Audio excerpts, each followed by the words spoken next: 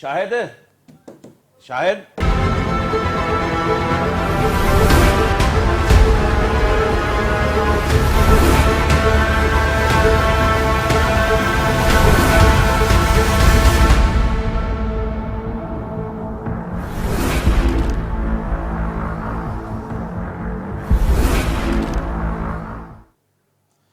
अस्सलाम वालेकुम। Sindh TV news जी election special transmission में भलीकार मां जो मेज़बान इशफाक अहमद।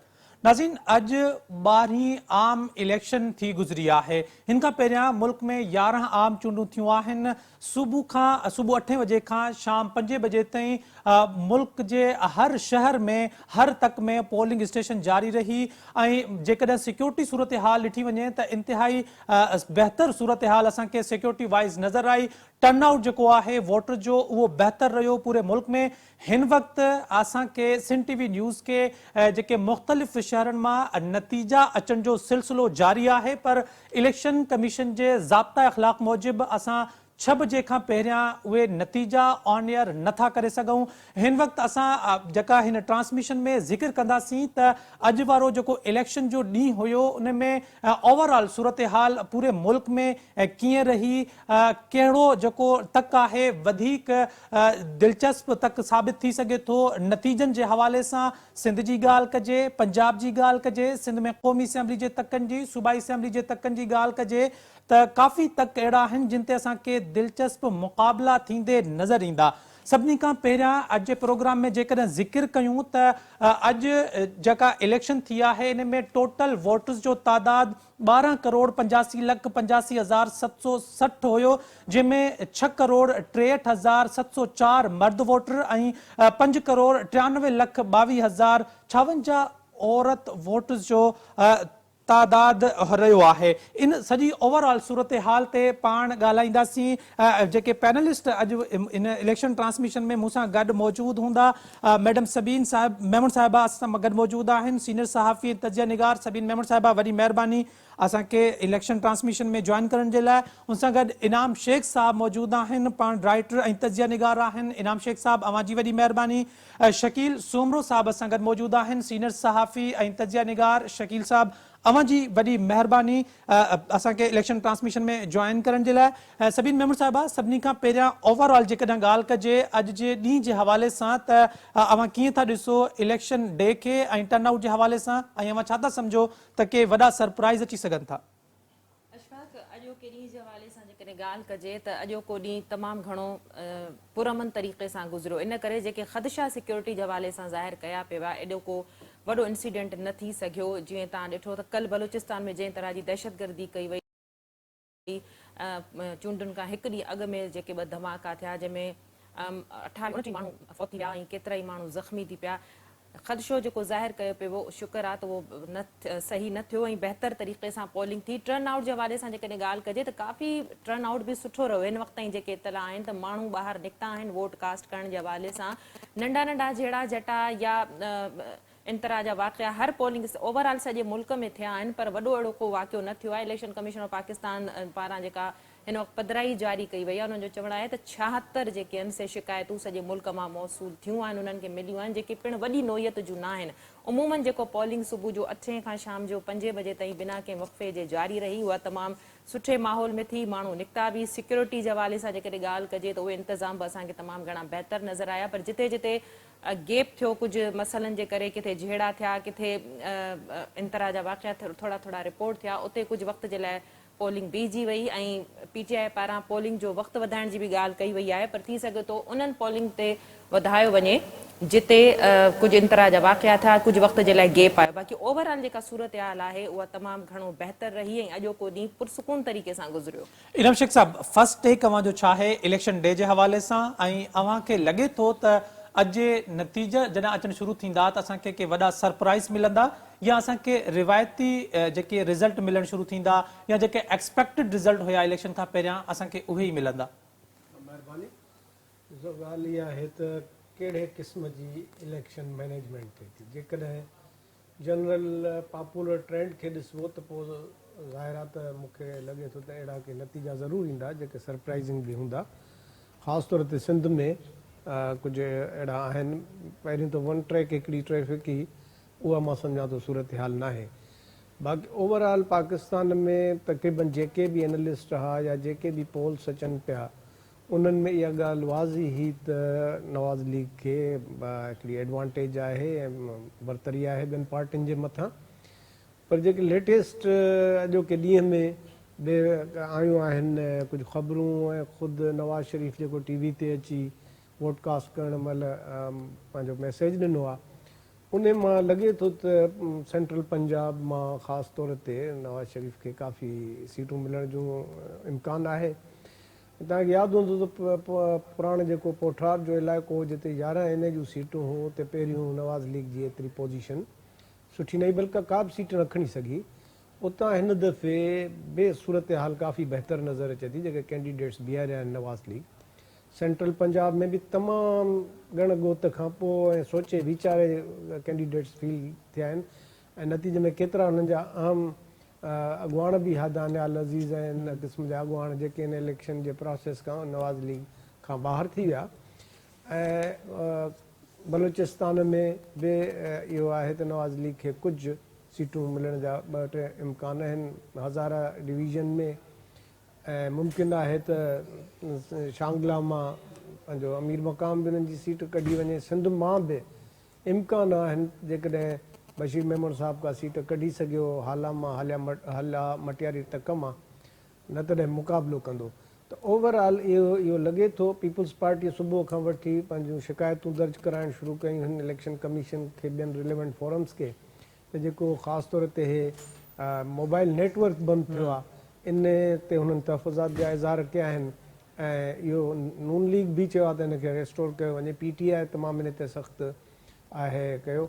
आम इतला इहे आहिनि त PTI जी जेके आज़ादु उमेदवार बीठा आहिनि उन्हनि जे बि कैंप्स ते काफ़ी गहमागहमी ऐं सरगर्मी नज़र अचे पई। आज़ादु उमेदवार बि काफ़ी हद ताईं आहिनि पर सभ खां जेको मां सम्झां थो सॼे पाकिस्तान मां जेके अखियूं आहिनि ऐं दिलचस्प जेके मुक़ाबिला आहिनि उहे सिंध जे 2-3 सीटुनि ते बि आहिनि ऐं सेंट्रल पंजाब जूं कुझु सीटूं जिते नवाज़ लीग जे मरियम नवाज़ जे साम्हूं उहा PTI वारी छोकिरी आहे ऐं उन खां पोइ बिलावल भुट्टो जे साम्हूं नवाज़ लीग जो कैंडिडेट आहे। पर ओवरऑल जेका मां तव्हांखे सिचुएशन ॿुधाई त पार्टीज़ जे हवाले सां इहा हिकिड़ी सूरत हाल नज़र अचे। शकील साहब अव्हांखे लॻे थो जीअं अव्हां इलेक्शन हिते स्टूडियो में अचण खां पहिरियां मुख़्तलिफ़ इलेक्शन पोलिंग स्टेशन ते बि विज़िट करे आया आहियो, अव्हांखे लॻे थो त पाकिस्तान जी तारीख़ में ही अहिड़ी पोलिंग थींदी जंहिंमें सभिनी खां वधीक टर्नआउट वोटर जो हूंदो? अशफाक पहिरें जॾहिं इलेक्शन खां अॻु में पोल थियण खां अॻु में जेका गैर यकीनी सूरत हाल हुई ख़ासि तौर ते जेका लॉ एंड ऑर्डर जे हवाले सां सूरत हाल हुई KPK ऐं बलोचिस्तान में उहा असांखे वर्स्ट नज़र अची रही हुई। पर डे ऑफ पोलिंग ते असां ॾिठो त उनजो कुझु उबतड़ थियो। टर्न जेको आउट आहे उहो एक्सपेक्ट कयो वियो त जेकॾहिं लॉ एंड ऑर्डर जी सूरत हाल ख़राबु थिए थी त ज़ाहिर आहे त टर्न आउट ते असरु पवंदो। पर मूं कराची जे अंदरि तक़रीबन 3 खां 40 जेके पोलिंग मुख़्तलिफ़ डिस्ट्रिक्ट्स में विज़िट कयूं उते मूंखे टर्न आउट जी सूरत हाल तमामु घणी बहितर रही। ऐं इलेक्शन जे हवाले सां जेको टेम्पो हुयो ऐं इलेक्शन खां कुझु ॾींहं अॻु ताईं उहो टेम्पो जेको सही तौर ते जुड़ी कोन सघियो पर डे ऑफ पोलिंग ते मां ॾिठो त उहो टेम्पो मूंखे ठीकु ठाकु नज़र आयो। ऐं उनजे अंदरि जेको आहे मुख़्तलिफ़ जेके सियासी जमायतुनि जूं कैंपूं हुयूं उन कैंपुनि में बि तमामु घणी सरगर्मी नज़र आई।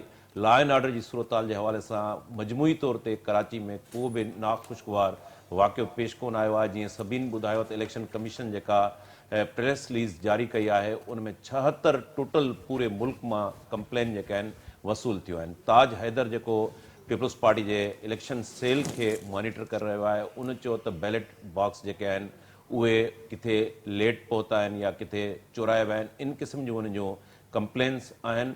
ऐं हिन वक़्तु जेका सूरत हाल आहे मां कराची जे अंदरि मुख़्तलिफ़ जायुनि ते जेके इंडिपेंडेंट कैंडिडेट हुया यानी उन्हनि जो उहे PTI जा कैंडिडेट हुया उन्हनि जे कैंप जेका हुई चूंड कैंप उते बि रश नज़र आई। कराची जे अंदरि पीपल्स पार्टी जे कैंप ते उन खां बाद में जमायत इस्लामी या मुतहदा क़ौमी मूवमेंट तरतीबवार जेकॾहिं ॾिसजे त जेके सिंधी बलोच आबादी हुयूं उते असांखे पीपल्स पार्टी जे कैंप ते तमामु घणी रश नज़र आई। इंडिपेंडेंट जेके कैंडिडेट हुआ PTI जा उते रश आई नज़र आई। ऐं उनखां सवाइ डिस्ट्रिक्ट ईस्ट जी ॻाल्हि कजे या सेंट्रल ज़िले जा कुझु इलाइक़ा आहिनि उते असांखे जमात इस्लामी जी कैंप ऐं मुतहिदा जी कैंप में बि रश नज़र आई। हाणे मजमूई तौर ते सॼे पाकिस्तान जे अंदरि ख़ासि तौर ते जेको प्राइम मिनिस्टर जी चूंड आहे उन प्राइम मिनिस्टर जी चूंड जे हवाले सां नवाज़ शरीफ़ जी जेका स्टेटमेंट आहे त नवाज़ शरीफ़ विलिंग आहे त हुनखे 2/3 मेजॉरिटी मिले या मेजॉरिटी हुजे कोलिशन जेका आहे गवर्नमेंट जे सहारे ते का गवर्नमेंट फॉर्म न कई वञे त हिन वक़्तु सेंट्रल पंजाब ते जेको आहे उन्हनि जो तमामु घणो फोकस आहे। मुखालिफ़ जेके जमायतूं आहिनि जेके इंडिपेंडेंट कैंडिडेट्स हुआ पीपल्स पार्टी ख़ुदि उते लाहौर में बिलावल भुट्टो जेको आहे उहो बि इलेक्शन कॉन्टेस्ट करे रहियो आहे। मरियम नवाज़ शरीफ़ शहबाज शरीफ़ ऐं ॿिया जेके आहिनि अॻुवाण जेके आहिनि उन सभिनी जो जेको घणो फोकस आहे उहो सेंट्रल पंजाब ते आहे। छाकाणि पंजाब जूं जेकॾहिं नेशनल असेंबली जूं जेके सीटूं आहिनि उहे 3 सूबनि खे जेकॾहिं गॾाइजे तॾहिं बि नेशनल असेंबली जूं सीटूं जेके आहिनि उहे पंजाब जूं वधीक थियनि थियूं ऐं तक़रीबन 80 जे वेझो जेके आहिनि उहे सेंट्रल पंजाब जूं सीटूं आहिनि। ईअं मुख़्तलिफ़ पार्टियुनि जी जेका कोशिशि आहिनि हाणे जीअं रिज़ल्ट ईंदा छाकाणि त 6 वॻे खां अॻु में पाण खे गैर हतमी ऐं गैर सरकारी नतीजा बि अनाउंस न करणा आहिनि। 6 वॻे खां पोइ सूरत हाल जेका आहे उहा ट्रेंड्स जी असांखे ख़बर पवंदी त सेंट्रल पंजाब जे अंदरि ट्रेंड्स कहिड़ो ॿुधाए रहिया आहिनि, साउथ जे अंदरि ट्रेंड छा आहे, KPK जे अंदरि ट्रेंड छा आहे, बलोचिस्तान जे अंदरि ट्रेंड छा आहे, सिंध जे अंदरि ट्रेंड छा आहे, सिंध जे मुख़्तलिफ़ डिस्ट्रिक्ट्स जे अंदरि ट्रेंड्स जी ख़बर पवंदी। कराची जेको सिंध जी राजधानी वारो शहर आहे उते ट्रेंड्स जी ख़बर पवंदी छाकाणि 2018 में ॾिसूं था त कराची जे अंदरि PTI जेको हो हुई उहा उन जूं वधीक सीटूं हुयूं। पर हाणे सूरत हाल कुझु डिफरेंट आहे। ईअं सिंध जे अंदरि मुख़्तलिफ़ जेके नेशनल असेंबली जा तक आहिनि कुझु तक आहिनि उन्हनि ते बि ख़ासि जेका आहे असांखे टफ मुक़ाबला जेके आहिनि उहे थिया आहिनि ऐं शाज़िया मरी ऐं मोहम्मद ख़ान जोणे जो जेको आहे उहो टफ मुक़ाबिलो नज़र अचे थो पियो। फज़ुल शाह पीपल्स पार्टी जो कैंडिडेट आहे, सदरुद्दीन शाह GDA जो कैंडिडेट आहे, उहो टफ मुक़ाबिलो आहे। घोटकी जे अंदरि ख़ालिद अहमद लुंड ऐं मियां मिठो पीर अब्दुल हक उर्फ मियां मिठो जेको इंडिपेंडेंट कैंडिडेट आहे उते मुक़ाबले वारी सूरत हाल आहे। PS 19 जेको आहे उहा बारी पिताफ़ी ऐं सरदार नादिर अकमल लगारी उते जेका आहे टफ मुक़ाबिलो आहे। जाम महताब ॾहर ऐं शहरियार शहर उते टफ मुक़ाबिलो आहे। मुमताज़ जखराणी वारे सीट ते जेको आहे उते बि असांखे टफ मुक़ाबले वारी सूरत हाल आहे। हाणे जीअं जीअं नतीजा ईंदा उन खां बाद में ख़बर पवंदी त ट्रेंड्स छा ॿुधाइनि था पिया ऐं मां सम्झां थो त बशीर मेमण वारो जेको तक आहे उते बि टफ मुक़ाबले वारी सूरत हाल आहे। मखदूम जेके आहिनि उते आहिनि, मखदूम जेके आहिनि उन्हनि प्रेस कॉन्फ्रेंस बि कई हुई, उहे मुख़्तलिफ़ इल्ज़ाम लॻाए रहिया हुआ। सेम जेके आहिनि बशीर मेमण जा बि रिज़र्वेशन्स हुया। त इलेक्शन खां अॻु ताईं जेका सूरत हाल ही गैर यकीनी सूरत हाल उहो पोलिंग जे ॾींहं ते डेरा इस्माइल ख़ान में हिकिड़ो दहशतगर्दी जो वाक़ियो थियो आहे जंहिंमें 4 पुलिस अहलकार शहीद थिया आहिनि। लांडी जे अंदरि कुझु मामिलो थियो पर मजमूई तौर ते जेका सूरत हाल आहे उहा कंहिं वॾे नाख़ुशगवार वाक़े जो इतला न आहे मिलियो। सबिन मेमण साहिबा, जेकॾहिं सिंध जी ओवरऑल सूरत हाल जे हवाले सां ज़िक्र कजे त अव्हांखे छा थो लॻे त जीअं असां ॾिठोसीं त 2008 में पाकिस्तान पीपल्स पार्टी जेका सिंध में पोज़ीशन हुई 13 में उन खां वधीक सीटूं, वरी 18 में 13 खां अञा वधीक सीटूं। हिकिड़े पासे असां इहा ॻाल्हि कंदा आहियूं त पाकिस्तान पीपल्स पार्टी परफॉर्म न पई करे या उनजी परफॉर्मेंस एतिरी बहितर न आहे। अव्हांखे लॻे थो त पाकिस्तान पीपल्स पार्टी 2018 जे नतीजनि खे कॉम्पीट करे वधीक सीटूं हासिल कंदी या पाकिस्तान पीपल्स पार्टी खे वॾा सरप्राइज़ मिली सघनि था सिंध में? ॾिसो जीअं हाणे शकील साहब ॻाल्हि कई, सरप्राइज़ त मिली सघनि था। कुझु कुझु तकनि ते तमामु घणा टफ मुक़ाबला आहिनि। जीअं हाणे लाड़काणे जो मौज़म अब्बासी वारो तक आहे, तव्हांखे यादि हूंदो त मौज़म अब्बासी निदा खोड़ो खे ऐं जमील सुमरो खे हाराए चुको हो। ॿियो उन ते हुन पंहिंजे भाउ खे काज़िम अब्बासी खे बीहारियो आहे। ईअं काफ़ी अहिड़ा तक आहिनि जीअं शाज़िया मरी वारो आहे, पिताफ़िन वारो आहे, घोटकी जी सूरत हाल आहे। ओवरऑल जेका आहे सूरत हाल PP जी, छो त काफ़ी तकनि ते पीपल्स पार्टी जा जेके उम्मीदवार आहिनि उहे पीपल्स पार्टी जे मुक़ाबले में बीह रहिया आहिनि। जखराणी वारो मामिलो आहे उहो इन जे करे त उन्हनि खे टिकट न मिली आहे। त उते जेको वोट आहे उहो विरहाइजी वियो आहे। हिकिड़ा त पीपल्स पार्टी मुख़ालिफ़ वोट आहे, हिकिड़ो जेको पीपल्स पार्टी जे अंदरां जेका मुख़ालिफ़त थी आहे उहो वोट ॿिए पासे डिवाइड थी वियो आहे। ईअं पीपल्स पार्टी खे कुझु तकनि ते सरप्राइज़ मिलण जो इम्कान आहे ऐं सूरत हाल जेका आहे ॾुखी थी सघे थी। पर पीपल्स पार्टी जे हवाले सां जेका तव्हां ॻाल्हि कई त पीपल्स पार्टी उमेद बिल्कुलु रखी वेठी आहे। इन जे करे बि शायदि सभिनी सियासी पार्टियुनि मां नून लीग त तमामु पोइ देरि सां शुरूआति कई जेका चूंड मुहिम जी। पीपल्स पार्टी बिलावल भुट्टो ज़रदारी जंहिं तरह चूंड मुहिम जी क़यादत कई न रुगो सिंध बल्कि ओवरऑल सॼे मुल्क में, उन में तमामु घणो अवाम में उन जोश पैदा करण जी कोशिशि कई जेका कामयाबु चूंड मुहिम आहे उन जे करे पीपल्स पार्टी खे शायदि इहा उमेद बि आहे त हू बहितर नतीजा पंहिंजी कैंपेन जे ज़रिए अवाम खां कढाए सघनि था। बाक़ी मुक़ाबिलो सख़्तु आहे, नतीजा मां ॾिसां पई हाणे सिंध टीवी न्यूज़ खे मिलणु शुरू थी विया आहिनि, पर उहो ई ॻाल्हि त 6 बजे खां पहिरीं असां गैर सरकारी गैर हतमी नतीजा बि नथा ॿुधाए सघूं। इनाम साहब इहो ॿुधाइजो त मोबाइल नेटवर्क ऐं इंटरनेट जेका सर्विस आहे उन खे बंदि करणु इलेक्शन जी साफ़ ऐं शफ़ाफ़ जेका हुजण जी जेका दावा आहे इलेक्शन कमीशन जी उनखे केतिरे हद ताईं हिट करे सघे थी ऐं हाणे जेका पार्टी बि हाराईंदी उहा इन ॻाल्हि जो सहारो वठी त चई सघे थी, इल्ज़ाम हणी सघे थी त मोबाइल सर्विस या नेट जेका इंटरनेट बंदि करण जो मक़सदु इहो हुयो त इलेक्शन खे मैनेज कयो वञे। बिल्कुलु हिन ते एतिराज़ थींदा। राति PTA जे नुमाइंदे जेको आहे इहो ऐलान कयो हो त असांजो अहिड़ो बंदि करण जो को प्रोग्राम कान्हे ऐं उन खां पोइ सुबुह जो वज़ीरनि जूं वज़ाहतूं अचणु शुरू कयूं थी वियूं। किन चयो त सूबाई वज़ीर अहमद शाह चयो त इंफॉर्मेशन मिनिस्टर त इहो मसइलो कोन्हे सूबाई गवर्नमेंट जो न आहे, फेडरल गवर्नमेंट जो आहे। थोरी देरि खां पोइ हुनजो बयानु आयो त ज़रूरु किन हंधनि ते अहिड़ा थ्रेट्स हुया जो बंदि करणी पई आहे। पर ॾिसो मोबाइल नेटवर्क सॼे पाकिस्तान में बंदि करणु काफ़ी हिकिड़ो कंट्रावर्शियल फ़ैसिलो आहे, छाकाणि जो जेकॾहिं थ्रेट्स हुया त उहे किन मख़सूस इलाइक़नि में आहे न, KP जा कुझु इलाइक़ा हूंदा, बलोचिस्तान जा हूंदा, कुझु हिकु ॿ मुमकिन आहे कराचीअ जो हुजे, त थियणु ईअं खपे हा त जिन जिन हंधनि ते अहिड़ी सूरत हाल हुई उते इहो नेटवर्क बंदि थियणु खपे हा। हाणे इन जा वाक़ई वोटिंग जे कास्टिंग ते वॾा असर पिया आहिनि ऐं पवंदा, छाकाणि जो अॼुकल्ह सॼी कम्युनिकेशन थिए ई न डिजिटल मीडिया जे पंहिंजो जेके आहिनि पंहिंजो डिजिटल आहे इन जे थ्रू थिए थी या जेका बि कम्युनिकेशन थिए थी त उनखे वॾो धकु रसायो आहे। इन में हिकिड़ी ॻाल्हि आहे त जिन जिन उमेदवारनि पंहिंजे इन नेटवर्क खे टाइट रखियो हूंदो, जिन ट्रांसपोर्ट जा सुठा इंतज़ाम कया हूंदा नेटशेल में, त उहो पोलिंग स्टेशन ताईं पंहिंजे उमेदवारनि खे आणण में कामयाबु थी विया हूंदा, उन्हनि खे ॿियनि ते एडवांटेज हूंदी। शकील साहब आख़िरी असां वटि 1.5 मिंट आहिनि, असां हेडलाइंस तरफ़ वेंदासीं।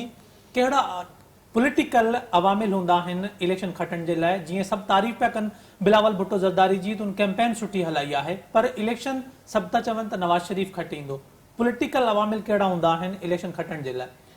अशफाक, पाकिस्तान जे अंदरि जेको पॉलिटिकल आहे उहो कंट्रोल डेमोक्रेटिक सिस्टम आहे, उन करे उन ते इहो नथो चई सघिजे त फ्री एंड फेयर इलेक्शन थींदी ऐं उन में पोइ कैंपेन जेका आहे उहा असरअंदाज़ थिए थी पई। मां सम्झां थो पाकिस्तान जे अंदरि सूरत हाल कुझु डिफरेंट आहे। हिन वक़्तु चयो पियो वञे त जेको हाइब्रिड प्लस सिस्टम आहे उन जी ॻाल्हि कई वञे थी पई, त मां सम्झां थो पहिरीं कोशिशि इहा हूंदी त इहो इम्प्रेशन ॾिजे त कहिड़ी पार्टी जेका आहे उहा कहिड़े बहितर अंदाज़ सां डील करे सघे थी पई ऐं उन्हनि जा जेके केसिस आहिनि उन केसिस मां उन्हनि खे कीअं NRO मिले थो पियो, त इहो मजमूई तौर ते इम्प्रेशन वञे थो पाकिस्तान जे अंदरि जेका इलेक्ट्रोल पॉलिटिक्स आहे त कहिड़ी पार्टी अचे थी, कहिड़ी पार्टी जेको आहे NRO वठण में कामयाबु थिए थी पई, डील थिए थी पई, इहे सभु शयूं असरअंदाज़ थियनि थियूं। पाकिस्तान में जेतिरियूं बि इलेक्शन थियूं आहिनि उन इलेक्शन जे अंदरि पाण इहो नथा चई सघूं त उहे इलेक्शन्स जेके आहिनि फ्री एंड फेयर इलेक्शन हो। हिकिड़ी इलेक्शन जेका 70 वारी इलेक्शन थी फ्री एंड फेयर, उनजा नतीजा तव्हां साम्हूं ॾिठा, उनमें मुल्क जेको आहे बिल्कुल सही था चओ शकील साहब। इन सिलसिले खे डिस्कशन खे पाण जारी रखंदासीं। इलेक्शन ट्रांसमिशन भी जारी आहे। हिते हेडलाइंस तरफ़ वञूं था। हेडलाइंस खां पोइ जॾहिं वापसि ईंदासीं त इलेक्शन नतीजा अवां सां शेयर करण जो सिलसिलो जारी रहंदो। इलेक्शन ट्रांसमिशन जारी आहे।